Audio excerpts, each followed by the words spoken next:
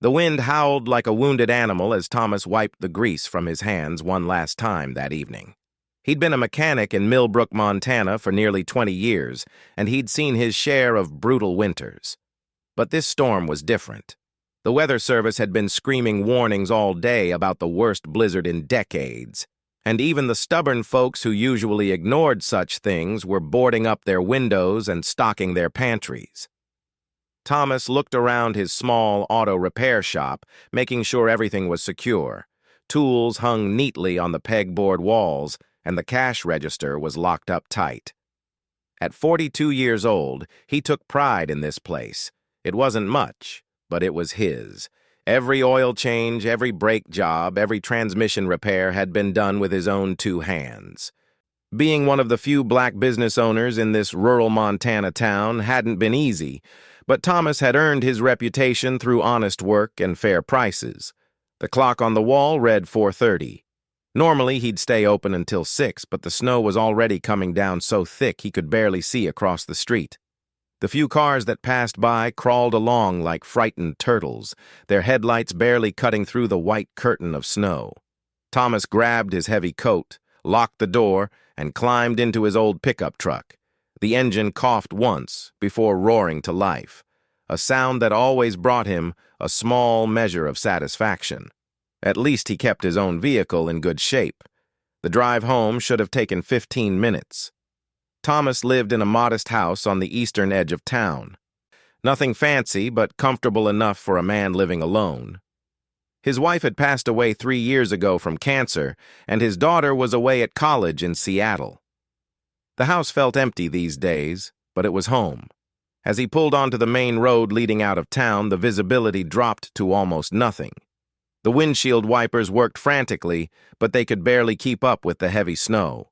Thomas leaned forward, squinting through the glass, his hands gripping the steering wheel tightly. The temperature had dropped so fast that ice was already forming on the road beneath the fresh snow. His truck slipped slightly, and he eased off the gas pedal. He'd made it about halfway home when his headlights caught something strange in the road ahead. At first, he thought it might be a deer or maybe some debris blown by the wind. But as he got closer, his heart jumped into his throat. It was a person, stumbling through the middle of the road, barely able to stay upright. Thomas hit the brakes carefully, not wanting to slide. He threw the truck into park and jumped out, the cold hitting him like a physical blow. The wind was so strong it nearly knocked him off his feet. He ran toward the figure, his boots crunching through the deepening snow. It was an elderly woman, and she was in serious trouble. She wore a thin nightgown that clung to her frail body, soaked through with snow. Over it, she had managed to put on a coat, but it hung open and unbuttoned, offering little protection. Her lips were blue, her skin was pale as paper, and her eyes had that distant, confused look that Thomas recognized as hypothermia. "Ma'am, can you hear me?" Thomas shouted over the wind. The woman's eyes struggled to focus on him. Her mouth moved, but no sound came out at first. She was shaking violently, her whole body convulsing from the cold. Thomas didn't hesitate. He'd done some emergency training years ago when he volunteered with the local fire department, and he knew she didn't have much time. He scooped her up in his arms, surprised at how light she was, like lifting a child. She felt like ice through his gloves. He carried her quickly to his truck and placed her in the passenger seat. From behind the seat, he grabbed the 2 emergency blankets he always kept there and wrapped them around her as tightly as he could. "Stay with me now," he said, cranking up the heat in the truck as high as it would go. "I'm getting you to the hospital." The woman's teeth chattered so hard Thomas worried she might crack them. Her fingers were stiff and white, and when he checked her pulse, it was weak and irregular. He'd found her just in time. Another 20 minutes out here and she would have been gone. Thomas threw the truck into gear and started toward Millbrook General Hospital, driving as fast as he dared in the dangerous conditions. The hospital was back in town, which meant turning around and going the direction he'd just come from. The woman beside him drifted in and out of consciousness, her breathing shallow and labored. "What's your name?" Thomas asked, trying to keep her awake. Can you tell me your name?" The woman's lips moved again. This time, a single word escaped in a hoarse whisper. "Forgive." Thomas glanced at her, confused. "Forgive? Forgive what?" "Ma'am, stay with me. We're almost there." But she'd slipped away into unconsciousness again, her head lolling against the window. Thomas pressed harder on the gas pedal, his heart pounding. The hospital appeared through the snow like a beacon, its lights cutting through the darkness. He pulled up to the emergency entrance and laid on his horn. 2 nurses and a doctor came running out with a gurney. Thomas explained what he'd found as they lifted the woman onto the stretcher and rushed her inside. He followed them in, his coat covered in snow, his face red from the cold and the adrenaline. In the bright lights of the emergency room, Thomas got his first good look at the woman he'd saved. She appeared to be in her late 70s, with white hair that had once been carefully styled but now hung limp and wet. Despite her condition, there was something dignified about her face, like she'd once been someone important. A nurse approached Thomas with a clipboard. "You saved her life. Another few minutes and we'd be telling a different story. Do you know who she is?" Thomas shook his head. "Found her stumbling on Route 47, about halfway between town and my place. She was barely dressed for the weather." The nurse checked the woman's coat pockets and found a wallet. Her eyes widened slightly as she looked at the identification. "This is Eleanor Whitmore," she said quietly, and Thomas noticed she seemed suddenly nervous. "She lives alone at the old Whitmore estate." The name meant nothing to Thomas, but he could see it meant something to the nurse and the other staff members who had gathered nearby. They exchanged glances that Thomas couldn't quite read. "Is she going to be okay?" Thomas asked. "Thanks to you, I think so," the doctor said, stepping forward to shake Thomas's hand. "Severe hypothermia, but we got her in time. You're a hero, Mr. Pierce, Thomas Pierce, and I'm no hero. Just did what anyone would do." But even as he said it, Thomas knew that wasn't quite true. In this town where he'd always felt like an outsider, where some folks still gave him suspicious looks when he walked into certain stores, he wondered if everyone would have stopped. He pushed the thought away. It didn't matter. What mattered was that the woman would live. The hospital staff took his information for their records, and a police officer who'd arrived asked him a few questions about where exactly he'd found her. The blizzard continued to rage outside, and Thomas was told it wasn't safe to drive home. They set him up in a waiting room with coffee and a sandwich. As he sat there, warming up and coming down from the adrenaline rush, Thomas heard the nurses talking in low voices. They kept mentioning the name Whitmore with a strange mixture of respect and something else he couldn't identify. Fear, maybe? Or was it guilt? He finished his coffee and tried to put it out of his mind. Tomorrow, he'd check on the old woman, make sure she was okay, and then get back to his normal life.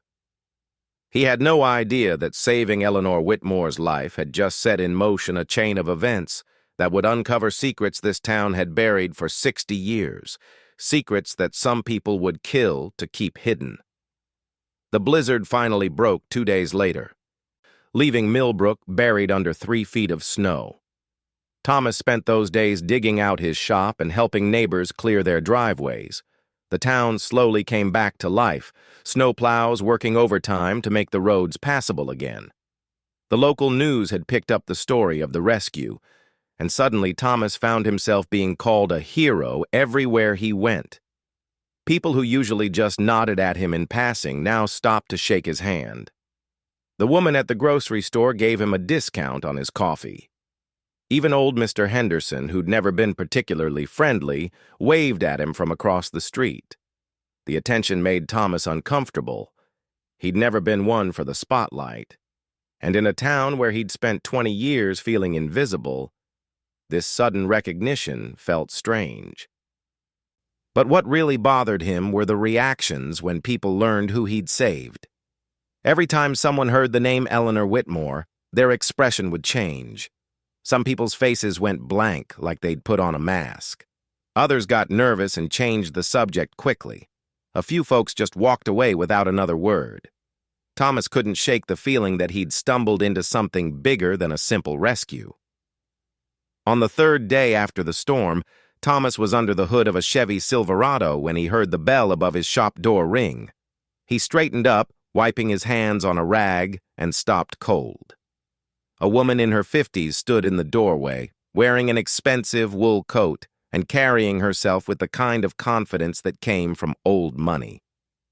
"Mr. Pierce?" she asked, though her tone suggested she already knew who he was. "That's me. What can I do for you?" "My name is Helen Cartwright. I'm Mrs. Whitmore's caretaker. She's been asking for you since she regained full consciousness. She'd like to thank you properly for saving her life." Thomas hesitated. Something about the woman's smile seemed forced, like she was delivering a message she didn't particularly want to deliver. "That's not necessary. I'm just glad she's okay." "Mrs. Whitmore insists," Helen said firmly. "She'd like you to come for tea tomorrow afternoon if you're available, 2 o'clock at the Whitmore estate." Before Thomas could respond, Helen handed him a card with an address and walked out, the bell chiming behind her. Thomas looked at the card, feeling a knot form in his stomach. Every instinct told him to throw the card away and forget about it. But curiosity got the better of him. He wanted to know why this woman and her family made everyone in town so nervous. The next afternoon, Thomas drove through the winding roads on the edge of town until he reached a long driveway marked by stone pillars. The Whitmore estate sat at the end of it, a massive Victorian mansion that looked like something out of a Gothic novel. Dark stone walls, pointed towers, and windows that seemed to watch him as he approached. The place had to be over 100 years old, and it showed its age in the ivy crawling up the walls and the weathered appearance of the stone. Thomas parked his truck, feeling out of place. He'd worn his best shirt and cleanest jeans, but he still felt like a mechanic about to walk into a museum. Helen Cartwright opened the door before he could knock, her expression neutral and professional. "Mrs. Whitmore is in the sitting room. Please follow me." The interior of the house was even more impressive and unsettling than the outside. Dark wood paneling covered the walls, and the floors were polished marble that reflected the light from crystal chandeliers. But what caught Thomas's attention were the decorations.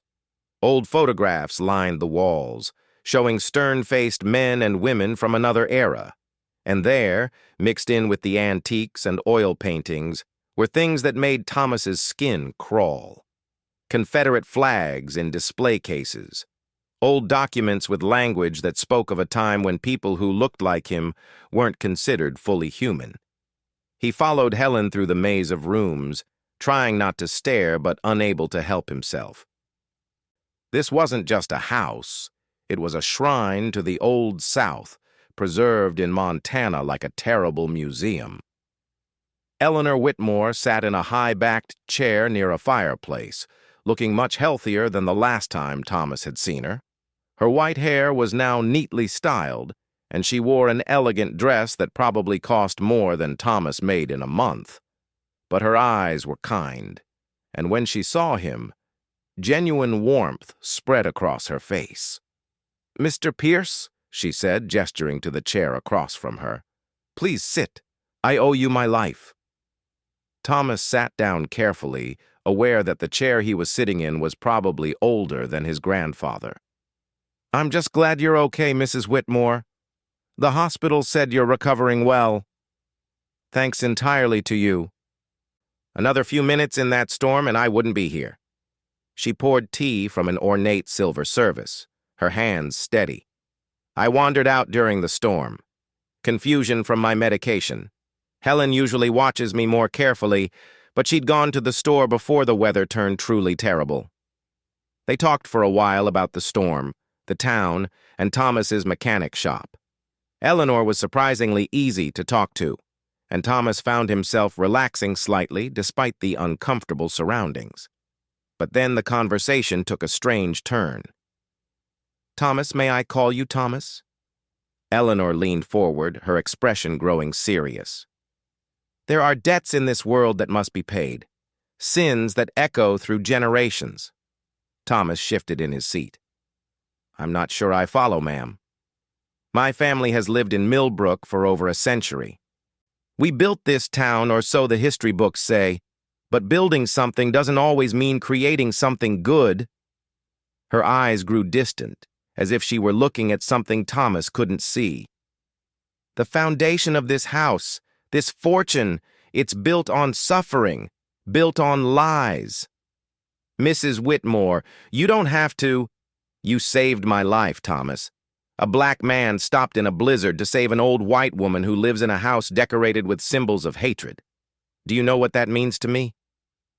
Thomas didn't know how to respond. The air in the room felt heavy, charged with something he didn't understand. Eleanor reached out and grabbed his hand with surprising strength. Her fingers were thin, but her grip was iron. "You saved me for a reason. God doesn't make mistakes. Now I must save you." "Save me from what?" "From the truth about this town, from the darkness that everyone pretends doesn't exist, from—" "Mrs. Whitmore, I think you need to rest." Helen had appeared in the doorway, her face tight with worry or maybe anger. Thomas couldn't tell which. "The doctor said not to overexert yourself." Eleanor's grip loosened, and Thomas saw frustration flash across her face. "Yes, of course. Thomas, thank you for coming." Helen practically pushed Thomas toward the door, apologizing for Eleanor's confusion and suggesting that the medication sometimes made her say strange things. But Thomas had seen Eleanor's eyes. There was no confusion there. She was trying to tell him something. As Thomas drove away from the estate, his mind raced. What had Eleanor meant about saving him from the truth? What darkness was she talking about? He was so lost in thought that he almost didn't notice the envelope tucked under his windshield wiper when he got back to his shop. His hands trembled slightly as he opened it. Inside was a single piece of paper with a message written in block letters. "Stay away from Eleanor Whitmore. Some secrets should stay buried." No signature. No return address. Just a warning. Thomas looked around the empty street, suddenly feeling like he was being watched. Every shadow seemed to hide a threat.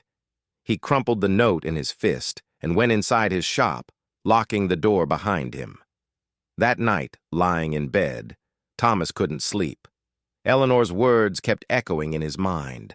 The strange reactions from townspeople, the anonymous warning. Something was very wrong in Millbrook, and somehow, by saving an old woman's life, he'd stumbled right into the middle of it. He thought about throwing the note away and pretending none of this had happened. He could go back to his quiet life, fixing cars and minding his own business. That would be the smart thing to do. But Thomas had never been good at leaving questions unanswered, and something told him that Eleanor Whitmore was trying to right a terrible wrong before it was too late. Whatever secret this town was hiding, it was big enough that someone was willing to threaten him to keep it buried. As the wind howled outside his window, Thomas made a decision. He was going to find out the truth, no matter what it cost him. Thomas couldn't let it go. The warning note sat on his kitchen table for 3 days, and every time he looked at it, his determination grew stronger. Someone wanted him to stay quiet, which meant there was something worth discovering. He started asking questions around town, casually at first, trying not to draw too much attention. At the diner where he ate breakfast most mornings, he mentioned the Whitmore family to Rita, the waitress who'd worked there for 30 years. Her smile disappeared instantly. "That's old history, Thomas. Best left alone." She walked away before he could ask anything else. At the hardware store, when Thomas brought up the Whitmore estate to the owner, the man's face went pale. "I don't talk about that family. Neither should you." He rang up Thomas's purchase in silence and wouldn't meet his eyes. Even his own mechanic customers, people he'd known for years, got uncomfortable when he mentioned the name. It was like the whole town had agreed on a secret pact of silence, and Thomas was the only one who didn't know the rules. But the worst reaction came from Sheriff Wayne Hollister. Thomas was closing up his shop one evening when the sheriff's patrol car pulled up. Hollister was in his late 50s, with a thick mustache and the kind of presence that made people nervous even when he was being friendly.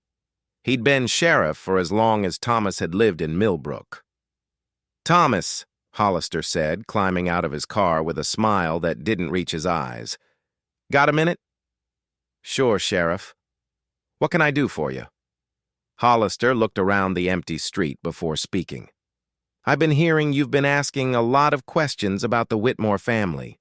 Curious minds and all that, I understand. But I wanted to give you some friendly advice." "Advice about what?" "About letting sleeping dogs lie." Hollister's voice was still friendly, but there was steel underneath it. "The Whitmores are an important family in this town's history. Old families, old money, they've got their quirks and their stories, but digging into all that, it doesn't do anyone any good. You understand what I'm saying?" Thomas felt anger rising in his chest. "Are you telling me not to ask questions, Sheriff?" "I'm telling you as a friend that sometimes it's better to focus on the present than dig around in the past. You've got a good business here, Thomas. Respect in the community. Would be a shame if people started seeing you as a troublemaker." The threat was clear, even wrapped in friendly words. Thomas stood his ground. "I'm just curious about the town's history. That's not a crime, is it?" "Of course not." Hollister tipped his hat. "Just remember what I said. Some things are better left buried." After the sheriff left, Thomas sat in his shop, fuming. That visit had done the opposite of what Hollister intended. Now Thomas knew for certain that something was being covered up, and it was big enough that the sheriff himself was involved in keeping it quiet. He needed help, and he knew just where to find it. The next morning, Thomas walked into the Millbrook Public Library. It was a small building, but it had been there since the 1920s and supposedly had archives of the town's entire history. Behind the desk sat Lisa Chen, a young woman in her late 20s who'd moved to Millbrook a year ago from Seattle. Like Thomas, she was an outsider, and he'd noticed that outsiders tended to see things differently than people who'd lived here their whole lives. "Thomas," Lisa said, smiling, "need help finding something?" "Actually, yes. I'm interested in learning about the town's history, specifically about the Whitmore family and the old mining operations." Lisa's expression grew curious. "That's interesting. I've been trying to organize the historical archives, and I've noticed some strange gaps in the records. Come with me." She led him to a back room filled with filing cabinets and old boxes. The smell of dust and old paper hung in the air. Lisa pulled out several folders and spread them on a table. "The Whitmore family founded Millbrook in 1891, she explained, pointing to old photographs and documents. They made their fortune in silver mining. Owned most of the land around here, but look at this." She showed him a newspaper from 1963. "The mines closed suddenly that year. The official story was that the silver ran out, but I found something odd." Lisa pulled out another folder, this one marked with a date, March 1963.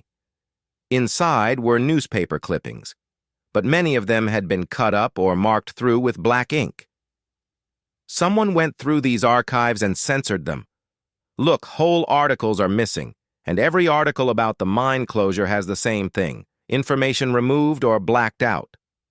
Thomas leaned closer, his heart racing. "What were they trying to hide?" "I don't know, but there's more." Lisa opened another folder. "I found employment records from the mines. In early 1963, there were about 70 people working there. Most of them were black families who lived in a mining camp on Whitmore property. But in April 1963, the records show only 20 employees. 50 people just vanished from the records." "Vanished? Where did they go?" "That's what's strange. The official explanation says they relocated for work opportunities elsewhere. But there are no forwarding addresses, No transfer papers, nothing. It's like 50 people just disappeared into thin air. Thomas felt a chill run down his spine. Did anyone investigate? Not that I can find. And here's the creepiest part. Lisa showed him a newspaper article from February 1963. Workers at the mine reported hearing screams at night. They complained about unsafe conditions. Several men tried to organize the workers to demand better treatment. Then in March, there was supposedly a cave-in. The mine closed 2 weeks later, and all those workers were gone. Thomas studied the photographs Lisa had found. One showed the mining camp, rows of simple wooden buildings where families had lived. Another showed the mine entrance, a dark hole cut into the mountainside. And then he saw a photograph that made his blood run cold. It showed a young Eleanor Whitmore, probably in her early 30s, standing next to a tall, stern-looking man. The caption read, "Thomas and Eleanor Whitmore at the dedication of the new mine shaft, March 1963. She was smiling in the photo, but Thomas could see something in her eyes even then. Sadness, guilt, fear. Her husband ran the mine operations, Lisa said quietly. Thomas Whitmore, and his father, Edmund Whitmore, was known for being extremely harsh with the workers. There are reports of violence, threats, intimidation. Thomas sat back in his chair, his mind racing. Eleanor's words came back to him. The foundation of this house, this fortune, it's built on suffering, built on lies. She knew what happened. She'd been there. Lisa, we need to find out what really happened to those workers. I agree. But Thomas, you need to be careful. I've only been here a year, and even I know that asking about the Whitmores is dangerous. People get really uncomfortable. I've noticed. Sheriff Hollister already paid me a visit telling me to back off. Lisa's eyes widened. That's serious. Thomas, maybe we should contact someone outside of Millbrook, state authorities or something. Before Thomas could respond, his phone buzzed. It was a text from an unknown number. Stop digging or you'll regret it. He showed it to Lisa, whose face went pale. They're watching you. That night, Thomas returned to his shop to find the front window smashed. Glass covered the floor, and spray-painted across his wall in red letters were words that made his stomach turn. Racial slurs and a clear message: leave town. He called the police, and Sheriff Hollister himself showed up. The sheriff walked around, taking notes, his face carefully neutral. Any idea who might have done this?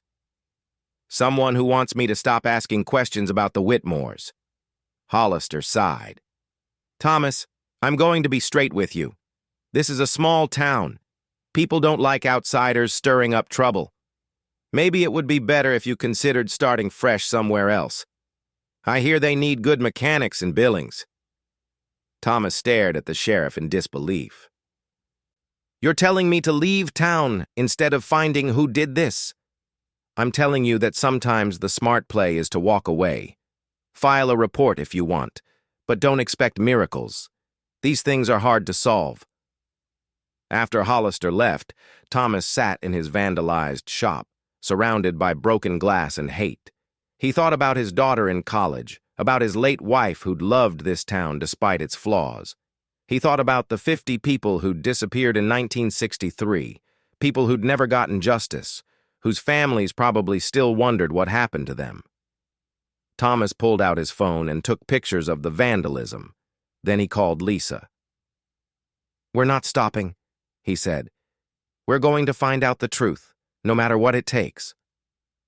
On the other end of the line, Lisa was quiet for a moment. Then, okay. But we need to be smart about this. And Thomas, we might need to go outside Millbrook for help. I know. Tomorrow, let's figure out our next move. As Thomas boarded up his broken window, he noticed a car parked across the street with its lights off. Someone was watching him. The game had changed. This wasn't just about curiosity anymore. Someone was scared of what he might discover, scared enough to threaten him, to vandalize his business, to try to drive him out of town. which meant Eleanor Whitmore's secret was even darker than he'd imagined. Thomas barely slept that night. Every sound outside his house made him jump, and he kept the lights on, half expecting another threat or worse.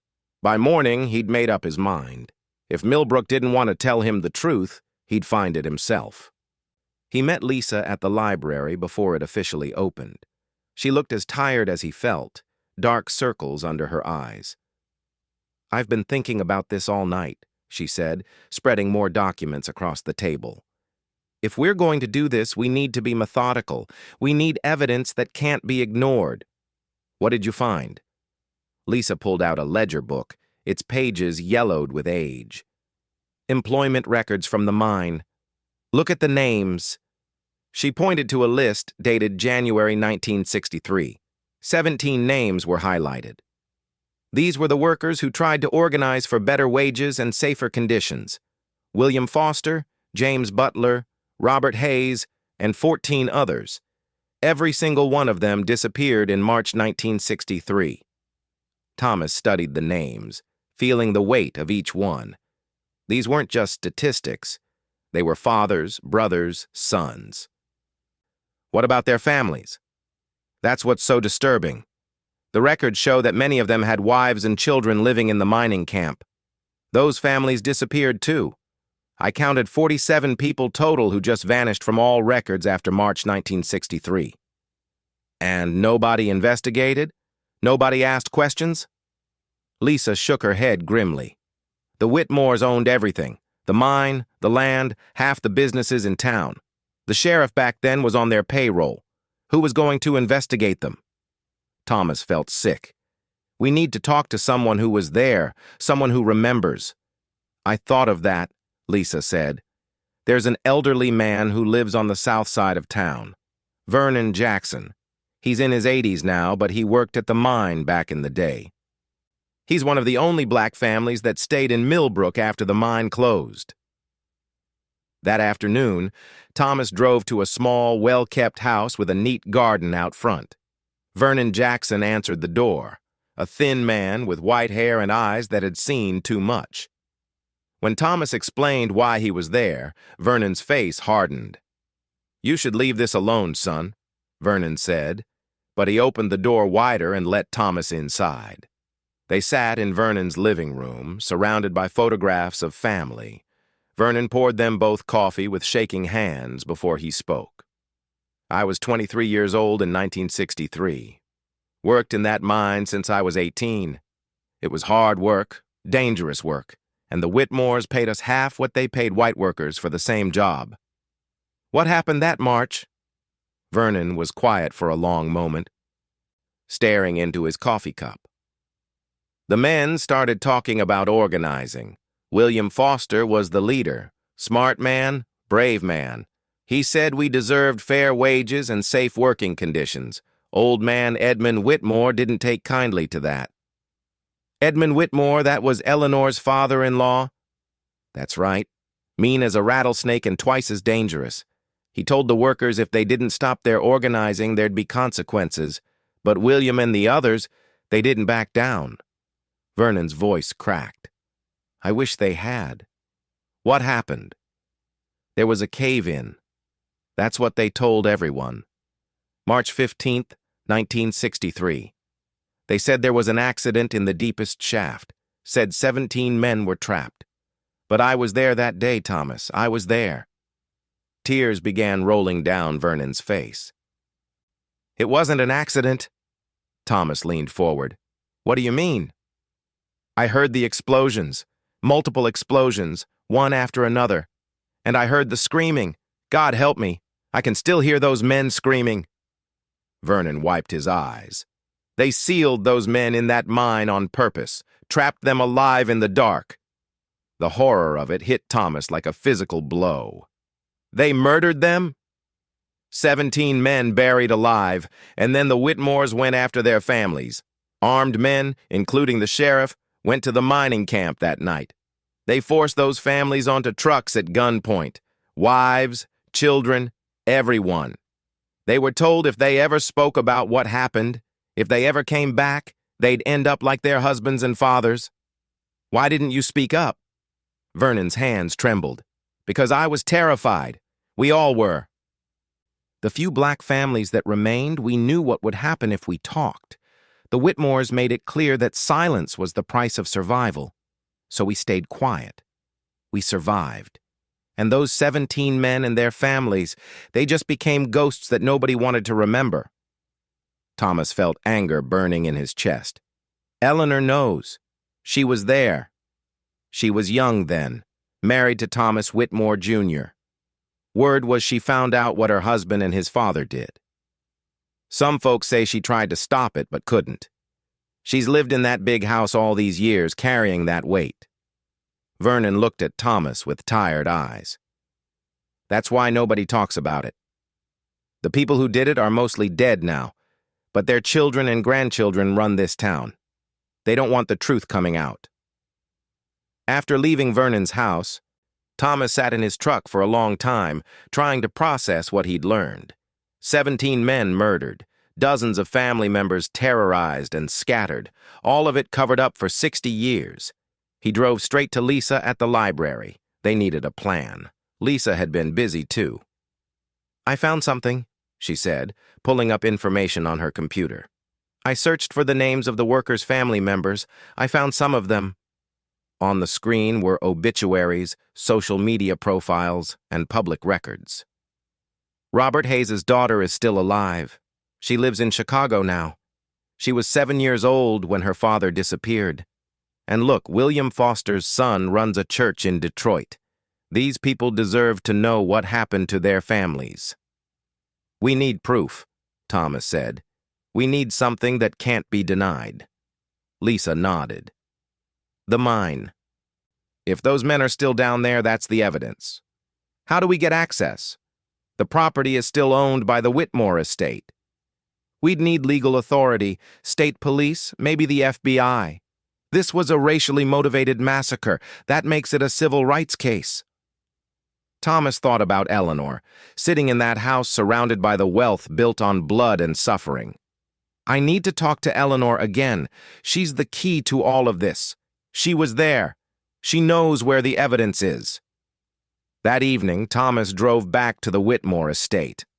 Helen Cartwright answered the door, her face hostile. Mrs. Whitmore isn't receiving visitors. Tell her Thomas Pierce needs to speak with her. Tell her I know about the mine. Helen's face went pale. She disappeared inside, and Thomas waited, wondering if he was making a terrible mistake. 5 minutes later, Helen returned. Follow me. Eleanor sat in the same chair as before, but she looked different, smaller somehow, more fragile. When she saw Thomas, tears filled her eyes. You found out. I know about the 17 men. I know what your husband and his father did. Eleanor nodded slowly. I've been waiting 60 years for someone to ask the right questions. Someone I could trust with the truth. She stood up and walked to an old desk in the corner. From a hidden drawer, she pulled out a leather journal. This is my husband's journal.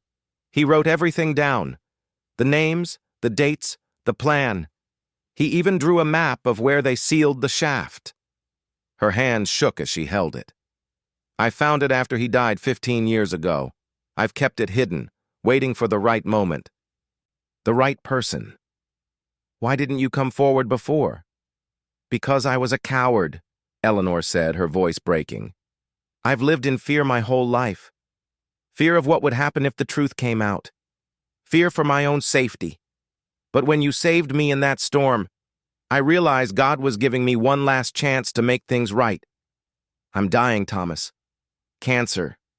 The doctors say I have maybe 3 months. I can't meet my maker with this secret. She handed him the journal. Take it. Use it. Bring those men's families the closure they deserve. Tell the world what the Whitmore family did. Thomas held the journal, feeling its weight. This will destroy your family's name. Good. It should be destroyed. We don't deserve to be remembered as anything but what we were. Murderers and cowards. Eleanor sat back down, looking exhausted. There's something else. My husband and his father, they weren't alone. The sheriff helped. The mayor at the time, several prominent businessmen, this town's founding fathers, they all had blood on their hands. Helen appeared in the doorway, her face stricken. "Mrs. Whitmore, you can't do this." "I can, and I will," Eleanor said firmly. "Call my lawyer. Tell him I'm giving a full statement to state authorities. It's time for the truth." As Thomas left the estate with the journal tucked under his arm, he felt the weight of responsibility. He had the evidence now, but he also knew that exposing this truth would tear Millbrook apart. The question was whether justice for 17 murdered men and their scattered families was worth the destruction it would cause. He thought about Vernon Jackson's tears, about the families who'd spent 60 years not knowing what happened to their loved ones. The answer was clear. Justice was always worth it. Thomas drove straight to Lisa's apartment and showed her the journal. Together, they photographed every page. Then Thomas made 3 phone calls, one to the Montana State Police, one to the FBI's Civil Rights Division, and one to a reporter at a major newspaper who specialized in historical injustices. By morning, the wheels of justice were finally turning, and Thomas knew there was no going back. The next 48 hours turned Millbrook upside down. State police vehicles rolled into town along with FBI agents and forensic teams. News vans from across the country parked on Main Street. The quiet little town that had kept its secrets buried for 6 decades suddenly found itself under a spotlight it couldn't escape. Thomas watched from his repair shop as investigators swarmed the old Whitmore estate. Eleanor had given her full statement, and the journal provided a roadmap to the horror that lay beneath the mountain. A team of forensic experts and mine safety specialists prepared to enter the sealed shaft, hoping to recover the remains of the 17 men who'd been trapped there. The town's reaction was exactly what Thomas expected. Half the people were furious with him. Anonymous calls came to his shop telling him he'd destroyed Millbrook's reputation. Someone left a note on his truck calling him a traitor. At the diner, conversation stopped when he walked in, and several people got up and left. But the other half of the town, the ones who'd always felt like outsiders or who'd secretly known something was wrong, they quietly thanked him. A woman whose grandfather had worked at the mine shook his hand with tears in her eyes. A young teacher stopped by his shop to tell him he was brave. Vernon Jackson came by and hugged him without saying a word. Sheriff Hollister was suspended pending investigation. It turned out his father had been a deputy back in 1963 and was one of the men who'd helped terrorize the workers' families. The current mayor resigned when reporters discovered his grandfather had been part of the cover-up. One by one, the comfortable lies that Millbrook had built itself on began to crumble. Lisa worked with the FBI to identify and contact the descendants of the victims. It took days of searching through records, making phone calls and tracking down family members who'd been scattered across the country. Many of them had grown up never knowing exactly what happened to their fathers or grandfathers, only that they disappeared from Montana and never came back. Thomas was at his shop when Lisa called him, excitement in her voice. "Thomas, we found them. We found William Foster's son, Charles. He's flying in tomorrow. Robert Hayes's daughter, Dorothy, she's coming too. So far, we've located family members of 12 of the 17 men." The next week, Thomas stood at the entrance to the old mine as the forensic team emerged. The lead investigator, a woman named Dr. Patricia Reynolds, pulled off her helmet with tears streaming down her face. "We found them," she said quietly. "All 17. We're bringing them home." The news spread through Millbrook like wildfire. After 60 years, the murdered miners were finally being recovered. The evidence was undeniable now. The journal had been right about everything. Eleanor Whitmore gave a televised interview from her home, too weak to leave her bed. Thomas watched it with the rest of the country. She looked directly into the camera, her voice steady despite her frailty. "My husband and his father committed murder. They killed 17 innocent men whose only crime was wanting to be treated fairly. They terrorized families and destroyed lives. I knew about it and I said nothing. For 60 years I lived in comfort built on that evil. I can't undo what was done, but I can make sure the truth is known. To the families of those men, I am profoundly sorry. No apology can bring back your loved ones, but I hope knowing the truth brings you some measure of peace. 2 weeks later, the town held a memorial service. Thomas stood in the crowd as descendants of the murdered miners gathered in Millbrook for the first time since their families had been driven out. Charles Foster, a tall man in his 60s who looked remarkably like the photographs of his father, spoke at the service. "My mother never talked about what happened. She was too traumatized. I grew up knowing my father had worked in Montana, and that something terrible had happened. But nobody would tell me what. She died 10 years ago, still carrying that pain." His voice cracked. "Today I finally know the truth. My father, William Foster, was a hero. He stood up for what was right, and he paid the ultimate price. I'm proud to be his son." Dorothy Hayes, a grandmother now with silver hair and kind eyes, spoke next. "I was 7 years old when armed men came to our home in the middle of the night. They put us on trucks and drove us away. I remember my mother crying, asking where my daddy was. They told her he was gone and that we could never come back. We ended up in Chicago with nothing but the clothes we were wearing. My mother worked 3 jobs to keep us alive. She never stopped hoping my father would find us, even though deep down, she knew he was gone." One by one, family members stood and shared their stories. Stories of lives torn apart, of children who grew up without fathers, of wives who never remarried because they never knew for certain if their husbands were alive or dead. The weight of 60 years of silence and suffering hung in the air. Thomas watched from the back, feeling both the gravity of what had been uncovered and the small measure of peace it might bring. Lisa stood beside him, tears rolling down her cheeks. When the service ended, Charles Foster walked over to Thomas and extended his hand. "Mr. Pierce, thank you.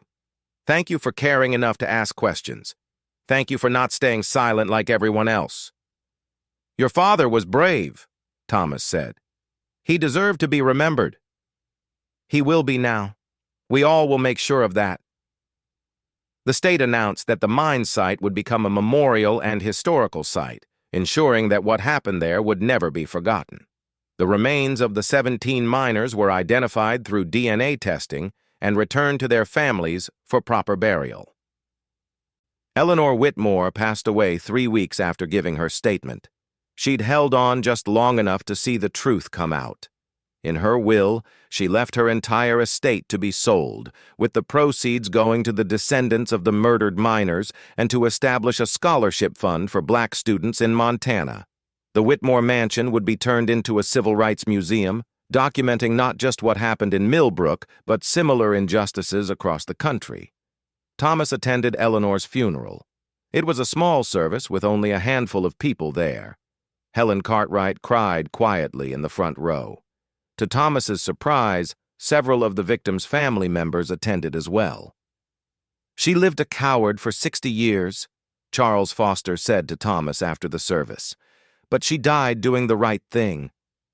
That counts for something." The investigation continued for months. Historical records revealed that similar cover-ups had happened at other mines across the West. The Millbrook case opened the door for other families to demand answers about their own missing loved ones. The FBI announced they were reviewing dozens of cold cases from the same era. For Thomas, life slowly returned to a new normal. His shop was busier than ever, partly because the town needed normalcy, and partly because people respected what he'd done. The threats stopped. The anonymous notes ended. The people who'd been hostile gradually came around, or at least stopped being openly aggressive. Vernon Jackson passed away peacefully 6 months after the truth came out. At his funeral, his daughter told Thomas that her father had finally seemed at peace in those last months, relieved that the weight of the secret he'd carried for so long was finally lifted. A year after that blizzard night, Thomas stood at the memorial that now marked the old mine site. 17 names were carved into black granite, along with the names of their family members who'd been terrorized and scattered. Fresh flowers lay at the base, placed there by visitors who came from across the country to pay their respects. The memorial bore an inscription that Eleanor had written before she died. Here lie 17 men who dared to demand dignity. May their courage inspire us to always choose justice over silence, truth over comfort, and humanity over hatred. Thomas thought about that night in the blizzard when he'd stopped to help a stranger. He'd had no idea that saving one old woman's life would lead to justice for 17 murdered men and closure for their families. Sometimes, he realized, doing the right thing in one moment can ripple outward in ways you never imagined. Lisa walked up beside him carrying a notebook. She was writing a book about what had happened, determined to document the full story so it would never be forgotten. "You know what's interesting?" she said, looking at the memorial. "Eleanor spent 60 years as a prisoner of that secret. The whole town was imprisoned by it. Everyone walking on eggshells, pretending the past didn't exist. Now that the truth is out, people seem lighter somehow, like they can finally breathe." Thomas nodded. "Truth has a way of setting people free, even when it's painful. Do you regret it? Everything you went through?" Thomas thought about the threats, the vandalism, the hostility. He thought about the sleepless nights and the fear. But then he thought about Charles Foster finally knowing what happened to his father. He thought about Dorothy Hayes being able to bury her father properly after 60 years. He thought about the 17 names on that memorial, no longer forgotten. "No," he said, "I don't regret it at all." As the sun set over the mountains, Thomas walked back to his truck. His phone buzzed with a message from his daughter in Seattle. She'd seen the latest news story about the memorial and wanted to tell him how proud she was. He smiled, thinking about his late wife and how she would have been proud too. He'd stopped in a blizzard to save a stranger's life, and in doing so, he'd helped save the memory of 17 men who'd been erased from history. Sometimes the smallest acts of kindness can lead to the biggest changes. Thomas started his truck and headed home, the memorial fading in his rearview mirror, but its meaning forever etched in his heart. Justice had finally come to Millbrook, 60 years late, but not too late to matter. The truth, painful as it was, had set them all free.